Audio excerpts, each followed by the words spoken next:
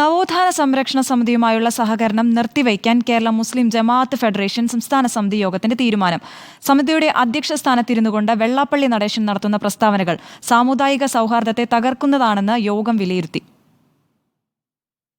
വസ്തുതാവിരുദ്ധവും ജനങ്ങൾക്കിടയിൽ ഛിദ്രത വളർത്തുന്നതുമായ പ്രസ്താവനയാണ് നവോത്ഥാന സംരക്ഷണ സമിതി അധ്യക്ഷൻ വെള്ളാപ്പള്ളി നടേശൻ നടത്തുന്നതെന്ന് കേരള മുസ്ലിം ജമാഅത്ത് ഫെഡറേഷൻ സംസ്ഥാന പ്രസിഡന്റ് കടയ്ക്കൽ അബ്ദുൽ അസീസ് മൗലവി വ്യക്തമാക്കി. സമുദായങ്ങളുടെ അനർഹമായ നിലയിൽ എന്തൊക്കെ മുസ്ലിം സമുദായത്തിന് ഗവൺമെന്റ് കൊടുത്തിരിക്കുന്നു എന്ന് പറഞ്ഞാൽ അത് വെറും സത്യവിരുദ്ധമാണ്.